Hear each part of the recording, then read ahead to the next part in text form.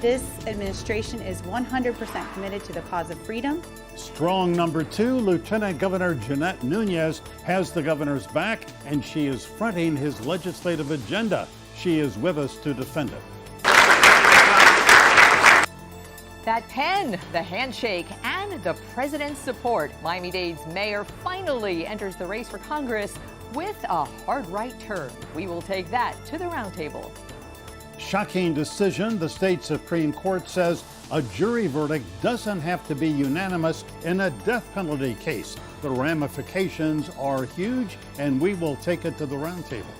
Good morning. So glad you could join us. I'm Michael Putney. I'm Glenna Milberg. We begin today with a beat check with the most powerful woman in state government. Florida Lieutenant Governor Jeanette Nunez was back in town this week with the governor as he hosted Secretary of State Mike Pompeo. Their meeting was about U.S. foreign policy in Latin America with special emphasis on Venezuela. Lieutenant Governor Nunez of South Dade was a key part of the conversation. She is a former top state lawmaker and now is the governor's point person with the legislature pushing through his agenda and hers. We sat down to speak with the lieutenant governor late this week. Lieutenant Governor, good morning. Great to see you. Good morning. Always great to see you. Thank you both. We appreciate you being here. All right, you and your team, you and Governor DeSantis, have gone into this legislative session with the momentum. You've got the leverage, approval ratings in the mid-60s. I mean, this is really extraordinary for a second year, and yet you're getting some pushback from people, as you expected.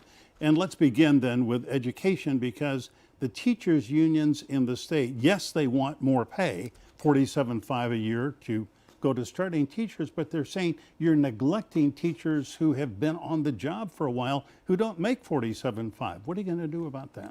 It's unfortunate that they've decided to take that position early on instead of working with us and really touting what the governor is doing with regards to starting teacher pay. The governor unveiled a bold proposal. That's been the theme of his administration thus far. He's really wanted to take action on this issue because he recognizes the challenges with recruitment and bringing in teachers, with the shortages that we're seeing long-term for our state, and also making sure that we are no longer sort of towards the end of the pack with regards to our other states, comparing us to other states. He wants us to be at the top of the pack for starting teacher pay. So we're looking forward to working with the legislature and finding a solution to that issue. But again, it's unfortunate that the union chooses to play politics and use that as a backdrop for political theater. You know, now that the session is underway, there has been a little bit of a pushback, exactly that, in the legislature. You know, we were up there a year ago for the inauguration, and it seemed like there was a really nice start between the executive branch and the legislative branch, a little bit different than the previous sessions. And now, you know, the rubber kind of hits the road. And talk a little bit, if you would, Lieutenant Governor, about specifically this issue and the pushback you seem to be getting in the legislature. What I'd say about the relationship with the legislative branch, it's as solid today as it was back then. Of course, we're going to have to work through some challenges. They have the appropriations role, and so they're in charge of crafting a budget that's going to be obviously balanced and reflect their priorities. But they've also recognized that the governor has some significant priorities in that education, and not just with regards to teacher pay, but overall. But we want to make sure that we do it in a way that's fiscally responsible and takes into account the hard-working citizens that contribute to that budget. So I know that we'll have some discussions, but the governor is very eager to work with them, and we'll continue to see how that issue in particular folds out. Yeah, well, not to put too fine a point on it, what you're saying, I hear, is, okay, we are willing to negotiate both with the legislature and with the teachers' unions. We will find a way so that veteran teachers are more fairly compensated than they are now, and a beginning teacher is not going to be paid more than one with, say, 5 years experience, which would be the case. Governor DeSantis, I think, was very clear both last year when he retooled the Best and Brightest program and even this year, in recognizing that we need to do something for all of our teachers. Clearly, our veteran teachers that have been spending years and years in the classroom molding our future generation. So he wants to make sure that we're retooling and revamping that program that they'll be able to benefit from. But of course, we're gonna have to start somewhere. And cafeteria workers, bus drivers, people, school classroom aides. I mean, there are a lot of people who work in the schools who are not teachers. Of course, there's a lot of people that add to that education experience, but right now his focus is on teachers. His focus is on really starting teachers because, again, we're seeing the long-term problems for our state if we're not able to recruit and retain and get the best teachers into our system. Another one of the governor's priorities, he talked about it a lot, the E-Verify system and making it a law that businesses, both public and private, use this federal database to make sure people that they hire, their immigration status is legal. He's been very vocal about that, and now we hear Senate President Bill Galvano said, well, yeah, that's not one of my priorities. What do you expect as this, this is kind of half of a law. It's being amended now to make it sort of E-Verify light. What kind of fight is that going to be, do you project?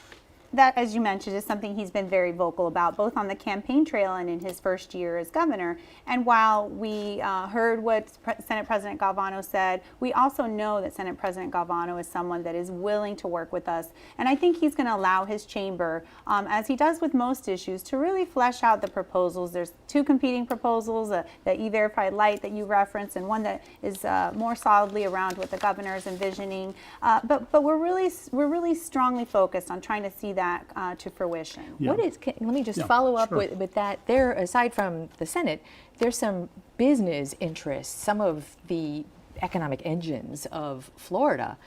Business people are really worried about using E-Verify. Agricultural businesses, the tourism, the service sector. And I know the governor, one of his priorities is business and growing business.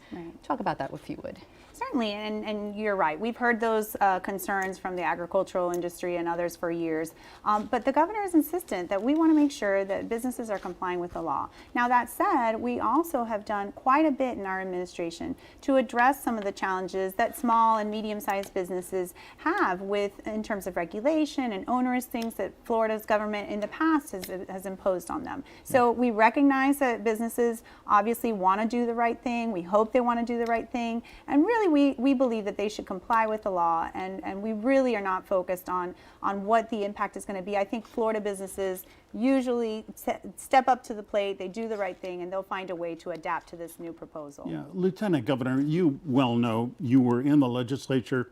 A hot issue in Florida for years has been parental consent for a minor having a baby, a girl 17 or younger, and the law in Florida now says, yes, that child, that young woman, must get parental consent, but there's a bill in the legislature that says that has to be in writing now.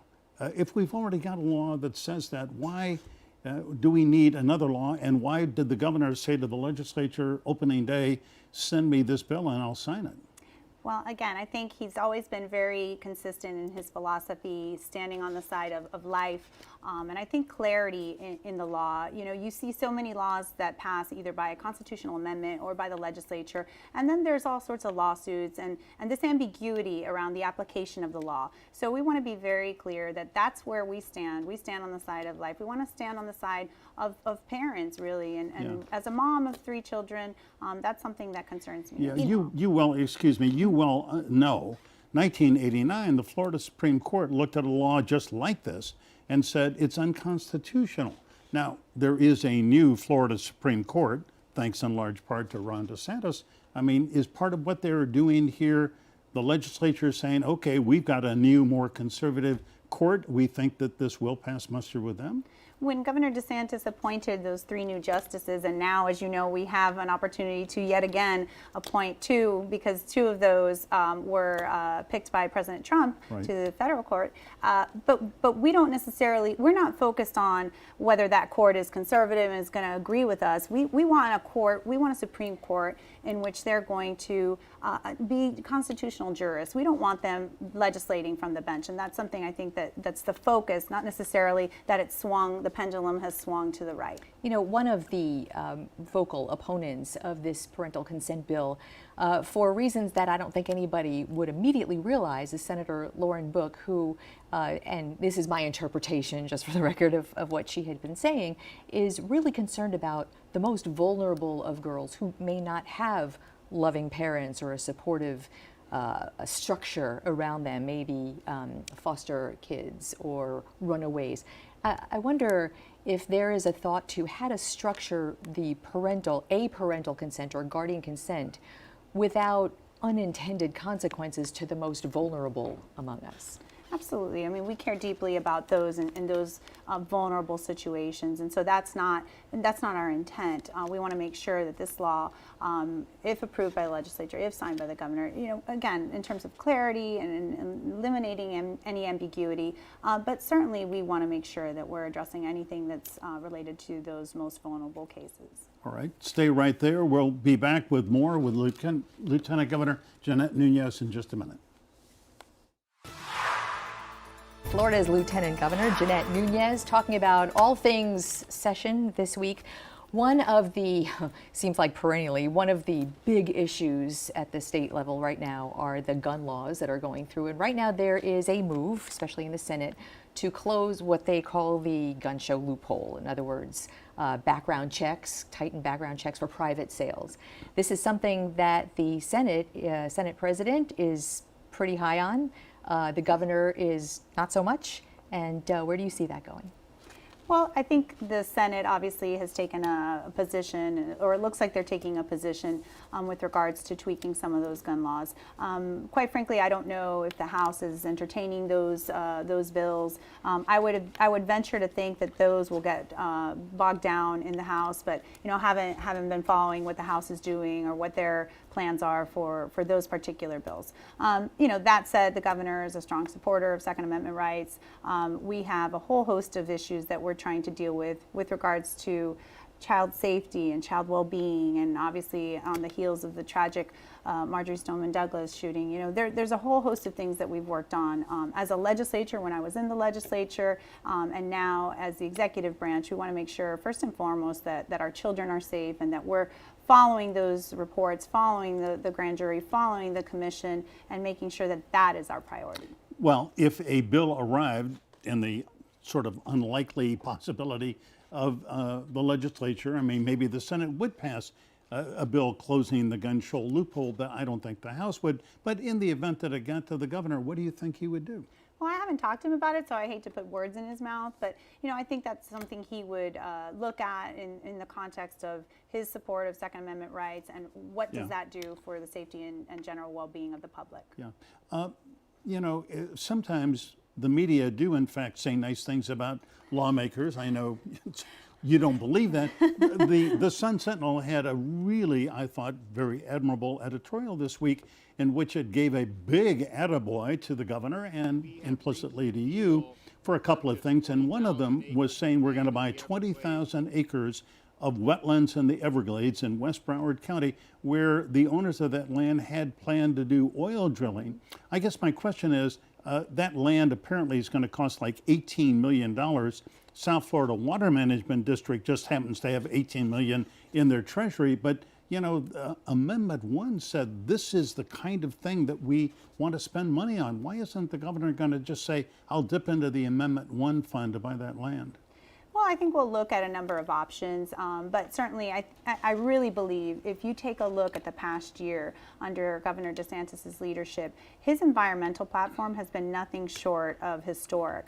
Record funding, over $625 million last year, and we're hoping to get just the same, if not a little more this year. Changes to the South Florida Water Management Board, hiring the state's first chief resiliency officer, right. the state's first chief science officer, the Blue-Green Algae Task Force. I mean, the list goes on and on. So I think that in terms of projects, in terms of funding, in terms of opportunities and funding sources, I think he'll do what makes the most sense and is the most feasible, and we'll just continue to plow forward with our partners in the legislature. There is the Visit Florida agency, I guess you would call it. Visit Florida has been one of those agencies that between the Rick Scott's governorship and the Ron DeSantis governorship has gone back and forth, and now Governor DeSantis wants $50 million, wants to make it in 8 years because right now Visit Florida shuts down in June if nothing happens. Why, Lieutenant Governor, is a Visit Florida agency necessary when there are agencies around the state, in Orlando, the Greater Miami Convention and Visitors Bureau, who do that marketing arm?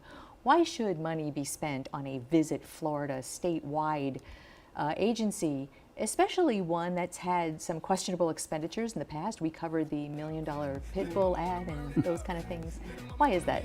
So I lived that questionable expenditure that really raised the ire of a lot of legislators. What I'll say about Visit Florida, obviously it's the public-private partnership, the tourism marketing, and there are local agencies that do a lot of that. But Visit Florida is sort of the statewide umbrella. What people don't realize, in addition to branding and making sure from both a national and international perspective, it's branding Florida. It also deals with issues related to emergency management. So after the hurricanes, Visit Florida deploys and they really engage in making sure the public understands. There's a lot of misperception about which are the areas that are impacted by storms, and so they get involved in that. And so I think that's an important aspect of what they do that has a statewide impact, and why they're critical from the governor's perspective, and why he fully funded them in his budget. Yeah, Lieutenant Governor Nunez, this week the state Supreme Court issued a ruling which many found just kind of shocking or very unusual. They said that it will no longer take a unanimous jury in a death penalty case, whereas since, I guess, 2016, the court changed the criteria and said it had to be unanimous. Now, the legislature could go back and require, that Florida law say it had to be unanimous. What would you prefer there? Well, I don't know that I'm in a position to comment on a judicial opinion or even what the legislature chooses to do, since I am no longer in that branch. I affectionately call myself a recovering legislator. But I do believe that at the end of the day, we want victims of horrific crimes, and of course we could talk about all day long all the different horrific crimes and the people that have suffered greatly. I think they want justice, and they want it in a manner that'll be swift and of course fair. So we'll reserve judgment and see where that goes, but of course it's something that it weighs heavily, of course, on those of us that have watched the challenges with the victims. Yeah. Well, we hope you recover from being a legislator. It seems like you are doing very well with Governor Ron DeSantis. Let me just ask you quickly, you and he seem to work together very well. Do you have breakfast regularly every Monday, or when do you get together and sort of say, here's what we're working on this week, or here's what he'll say, Jeanette, get to work on this? Well, the challenges of his schedule and my schedule don't lend itself to a consistent weekly meeting, but we talk very frequently. We're always in constant communication, especially as issues, as you know, ebb and flow, not only during session, but throughout the year. He's tasked me with a number of responsibilities in various areas, including health, cyber, space. So we talk very frequently, and I make sure that I communicate with him the issues that are, from my perspective, that I'm working on, and he's just been a great partner and someone that has relied on me and has allowed me opportunities to really branch out and do great things in this position. It really does seem like you are one of the most active and involved lieutenant governors that, certainly in since Buddy McKay. I can't and God bless him. He was a terrific lieutenant governor for Bob Graham. I think that you're in that category. Well, thank you. And I appreciate you saying that. I really do enjoy what I do. All right. Come back soon. I will. Okay. Thank you very much. Stay with us. When we come back, it's the Roundtable. It has been another very busy week in the news. We had a stunning decision undoing the unanimous death penalty verdict in Florida, and then Mayor Carlos Jimenez finally said, yes, I'm running for Congress. So we have a lot on the plate today for our roundtable. With us today, Raquel Rocky Rodriguez is a government affairs attorney in Miami at Buchanan, Ingersoll and Rooney. She was general counsel to former Governor Jeb Bush. Rosemary O'Hara is the editorial page editor of the Sun-Sentinel. Chris Smith is an attorney in Fort Lauderdale with the Tripp Scott Law Firm and a former Democratic state senator from Broward. We've already started during the commercial break. It's going to be a good one. The back and forth is already well underway. Good morning. Great to have you here. Morning. Chris Smith, you spent 8 years in the legislature. So let me ask you, it looks like Governor DeSantis, Lieutenant Governor Nunez as well, they're really in the driver's seat up there, high approval ratings. But they're getting pushback, especially from teachers in the state of Florida who don't like the governor's proposal. They want more pay. They don't like his plan. What do you think is going to happen? Well, I think you're going to get some changes because, the Senate which has the purse strings, Senate and the House has purse strings, a lot of senators are getting a little uneasy. Every week there's large groups of teachers up there, but the other that is coming to, and it came out during your interview, the other paraprofessionals are really starting to voice themselves. Right, the you got your cafeteria workers, your bus drivers. Yep. I mean, all those other people are starting to voice their opinions, and so the governor has laid out what he wants, that he wants to raise the minimum pay for teachers, but now all those other paraprofessionals are reaching out to their different senators and their legislators. And so now this big, bold, audacious idea now gets fine-tuned, and especially when they start really going through that budget, you're going to see the fine-tuning and see who exactly gets those dollars and how much of those dollars. I don't think what the governor wants exactly is going to go through. He's going to get a majority of what he wants, but you're going to see some fine-tuning, especially from the Senate side. So why do you think, though, fine-tuning is one thing, but Rosemary, why do you think that there is actual opposition to something instead of nothing? Well, it's a big deal that he wants to raise starting pay, but for teachers who've been in the classroom for 5 or 10 years, to see a starting teacher get paid more than they're getting paid, there's something unfair about that. It's unfair that people in the Keys teachers are already making that. It's like Tallahassee thinks it knows best for all of Florida, but Florida is a very big state, and I think that while it's a good step, it shows a little bit of lack of knowledge about, what's on the ground in Florida.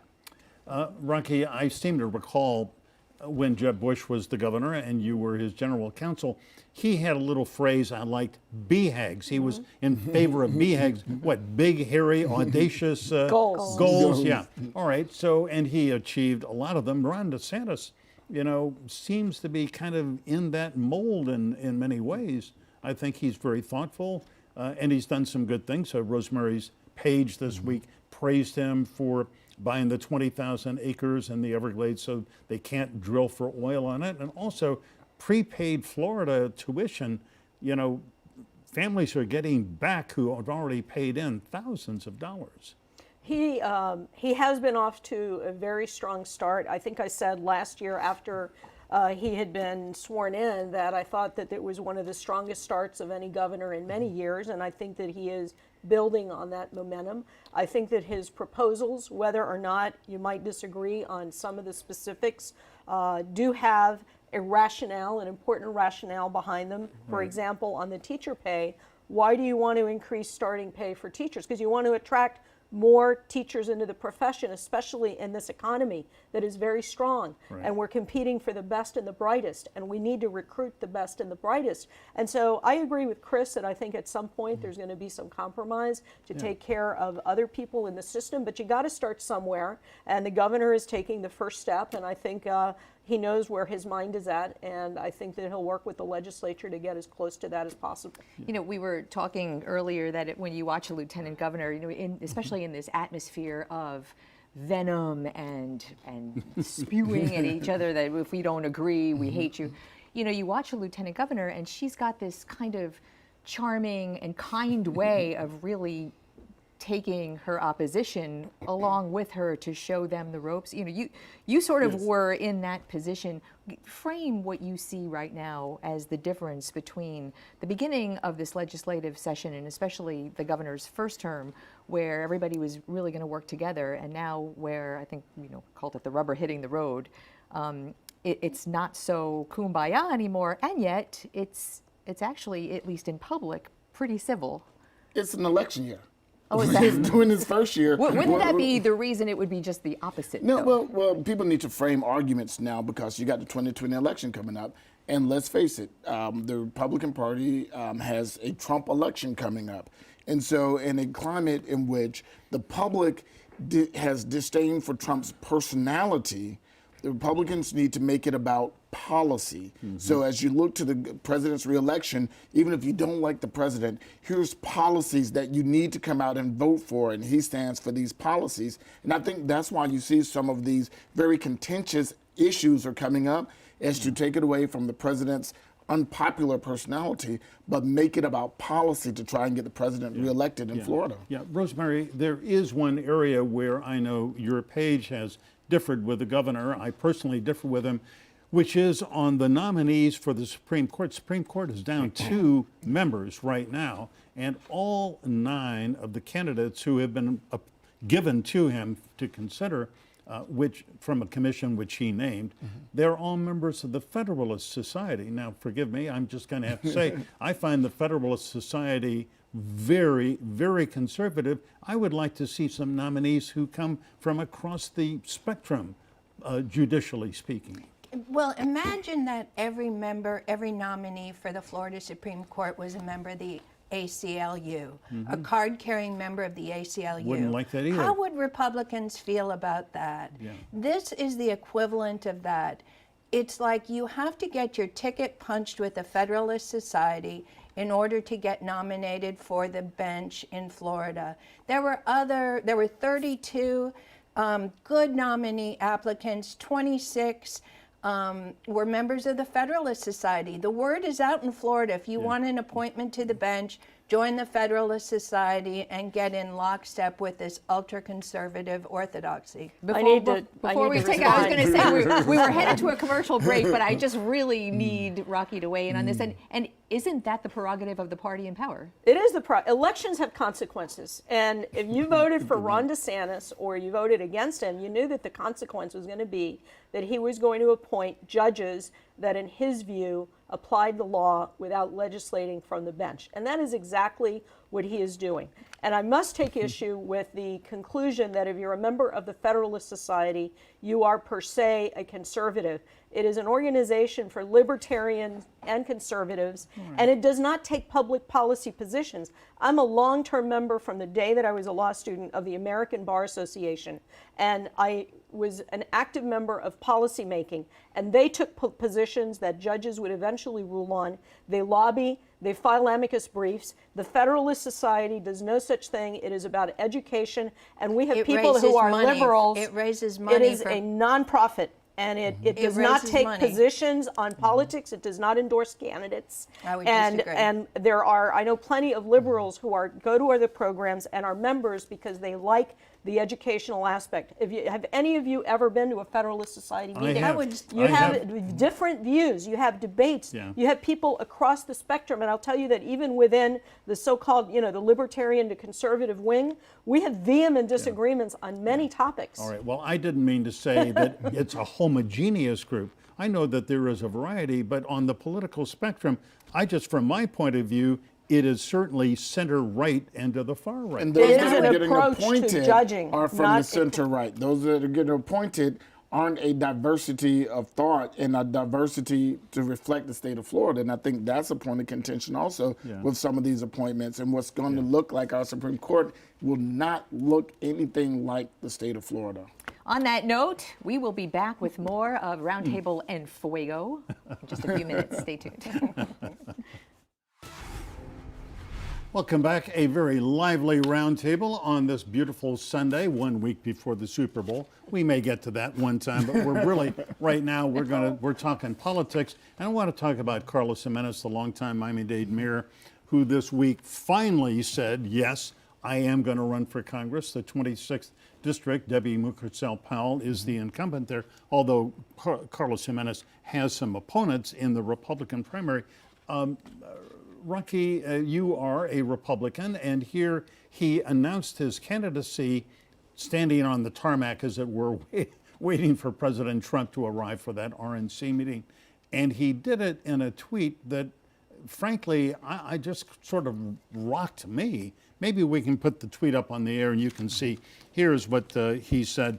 Welcome to Miami at Real Donald Trump. Thank you for all you have done for our economy and to fight socialism. I look forward to standing with you against the radical left who are determined to turn the U.S. into Venezuela. I'm running Join Florida 26-5 here.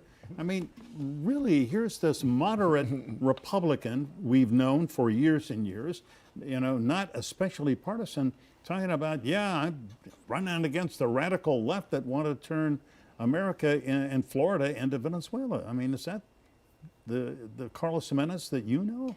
It doesn't sound like him, but when you're mayor, you're not really talking about those topics. You're getting things done.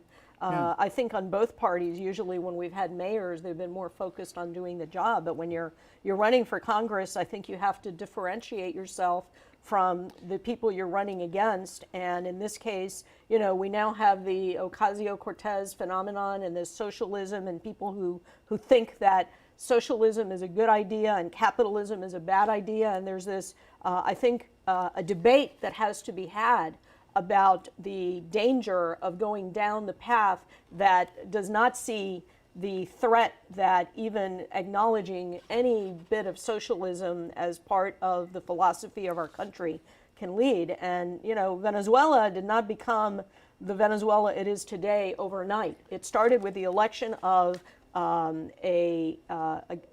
Chavez 20 years ago, who fooled the people, who basically, bribed them, But and, I think we're and this is where we are now. I think we're in the weeds here. I mean, it's a long way from Hugo Chavez in 1999 to 2020 and Carlos Jimenez running for I think Congress. your point is, so we say it's a swamp and all this negativity.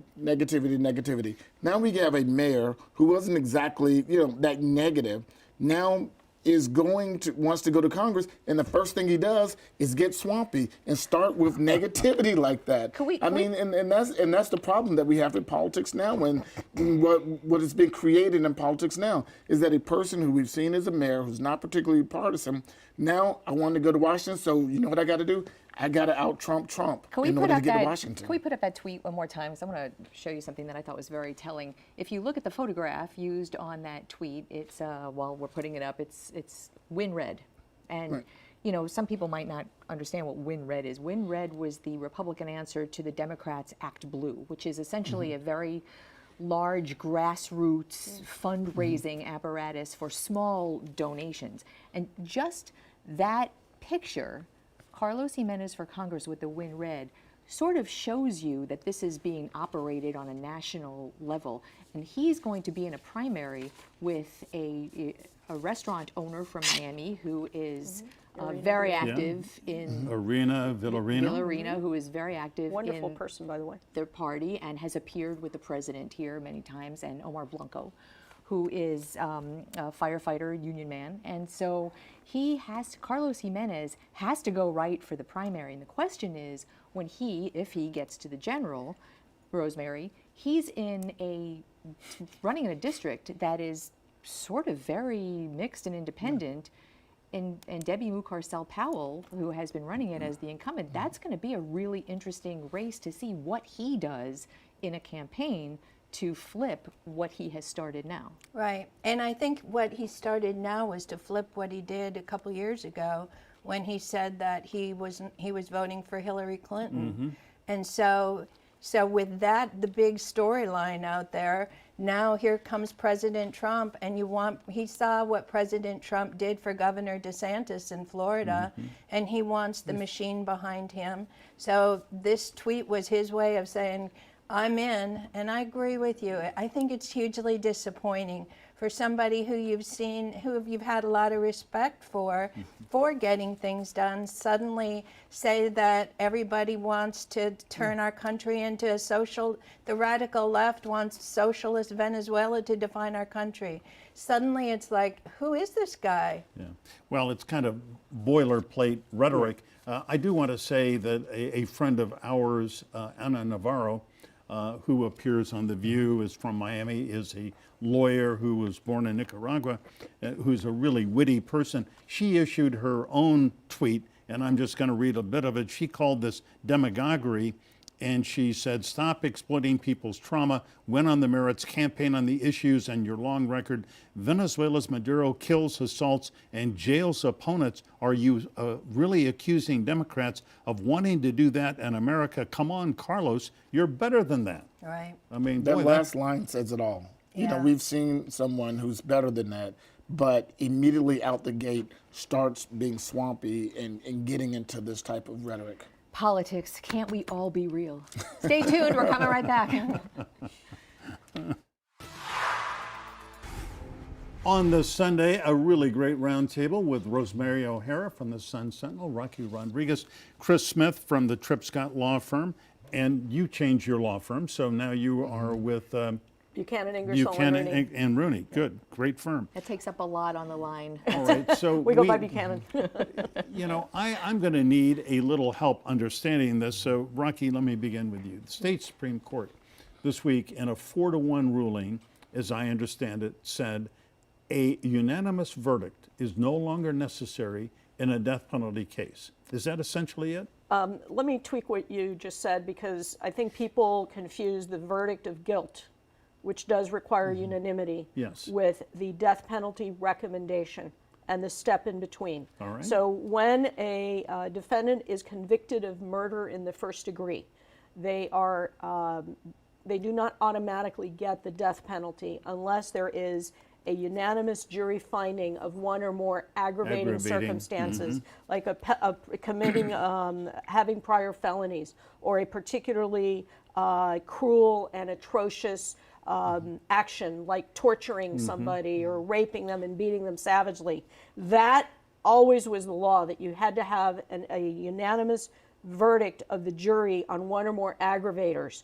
What happened in 2016 is that the Supreme Court at the time expanded on it and said you also had to have unanimity on selection for death penalty, which meant a balancing of the aggravating factors and the mitigating factors like alcoholism, drug abuse, trauma as a child, to decide whether or not, as a matter of judgment, the death penalty was going to be applied, even if the person was eligible due to the aggravators. They interpreted another U.S. Supreme Court case to require it, but they were wrong, and that is why the previous court, you're saying, yes, state the court state was wrong. Supreme Court was wrong.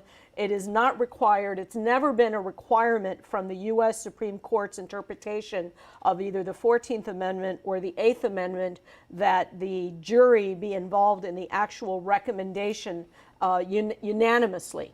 So that is why this court decided to address the issue. Now, obviously, it does not have any impact at this moment on death penalty that is applied, because the state legislature changed the process to require unanimity. Right. So Well, I would like to. Yeah, I was going to Way say ahead. it actually does affect 100 or so cases that were pending Right. possible resentencing. And, Right. and in the Sun Sentinel, your editorial, Rosemary advocated on this news hook for a repeal of the death penalty. Right, yes, no. It's true that the U.S. Supreme Court did not speak specifically to did the recommendation of the jury have to be unanimous in recommending that somebody be put to death, and that the Florida Supreme Court interpreted that in saying yes, it did. But I would say that what we now have in Tallahassee on the Florida Supreme Court are activist judges who have taken a ruling that they did not like from before, revisit it, and now say, you don't have to have a unanimous jury verdict. So they take that up and put it out. We have put people to death on 7-3 jury recommendations. So we have 11 people on death who've gone to death row. When the jury said 7 to 5, we think should be put to death. It's okay, we're unanimous, they did it, but only 7 of us think this person should be killed. And- We could well go back to this system, and let's remember 29 times Florida has gotten it wrong, sent the wrong person to death row. Just this week, we ended up paying $2.5 million to somebody else who got convicted for something they didn't. 43 We years get in it prison. wrong. It doesn't work well. And to kill somebody without getting it right, and to think that this is okay, it's against my values. Chris, weigh in on this. Morality. And I think this is going to be a bad trend. I think this was a bad ruling, but it shows a trend now. We said earlier that elections have consequences. Judicial system shouldn't be a part of that. We shouldn't have a judicial system that's going to go back and revisit, okay, we don't like anything the last court said. I mean, judicial system is not the legislature. It's not like new people get elected and come up with new That's laws. why there are legal precedents, and generally the courts are very Honor careful them. about undoing precedents. And I think this is a first step in getting away from some precedents. And I think this court, and I know there's disagreement, but that's what makes you an activist court, when you want to go back and undo precedents that have been set before. At this moment, Rocky, does this practically change anything besides those 100 cases from prior to 2016? Well, what it changes is that it allows the legislature, as a policy matter, as the policy-making body, to determine whether they want to change the law again to allow non-unanimous jury recommendations, or whether they want to keep it that way and continue to require unanimity in the death recommendation. It also changes for those who got resentencing hearings because of that Supreme Court ruling, that they are now in limbo. And already in Polk County, the assistant state attorney there is wanting to put to death somebody whose jury voted 9-3 that he should be put to death. Well, let me just say one thing, though. I'm sorry, we are out of time. Boy, this is really a topic we'll revisit. Come back. But anyway, thank you all for coming in. Great roundtable, very thoughtful. Up next, we head out on the campaign trail next week. Hey, what does Iowa have that Florida doesn't? Pigs. All right, let's get you caught up on a really nice forecast today. So sunny and 75 is not bad at all. There are 3 storm systems you need to know about. The first one moves in Monday into Tuesday, some light rain there. Another one the latter half of the next work week. And a bigger one, this one could produce some heavy rain going into next weekend. Something to watch. We've got lots of time to watch it. But otherwise, look at that. Highs in the 70s all week long, lows in the 60s. That's not too bad. Not too bad. That's awesome. Thanks, Brandon. We are hitting the road this week, the trail, actually, the campaign trail to Iowa and then New Hampshire. Iowa gets a lot of shade for its role as the nation's first presidential contest. Its population does not reflect the nation's diversity. Its 6 electoral votes won't be swinging elections. But that first contest gives the winners campaign momentum. A low-tier candidate who pulls off a surprise showing scores new attention and new support. 4 years ago, then candidate Donald Trump took second place to Texas Senator Ted Cruz and the Republican caucus, but that provided the first clear look at his momentum, eye-opening at the time to many. All that said, the best part of the Iowa caucus is the actual process. No going into a booth solo and bubbling in a choice like in the primaries. No, a caucus is a gathering. Some are in venues, big and crowded and messy and loud. Others are in churches, even living rooms, intimate and intense. The object of the night is to persuade others caucusing with you to change minds. Get your candidate the most support so that there is debate and persuasion. You're looking at last caucus, right up to the casting of the votes that night. The caucus process is in-your-face democracy, and to really work well, Iowa caucus goers have to be really engaged and informed. They know their issues, and they expect attention and answers from the candidates, and they get that face time. That kind of political enthusiasm is a lot of fun to cover, but for the below freezing temperatures. And it's the beginning of Presidential Campaign 2020 history in the making. I hope you will come along with us for that ride. So that'll be the next 2 weeks. Meanwhile, you can catch any of our shows on local10.com. And remember, as always, stay informed, get involved. We'll be on the trail this afternoon with Mike Bloomberg in Aventura. We'll see you there.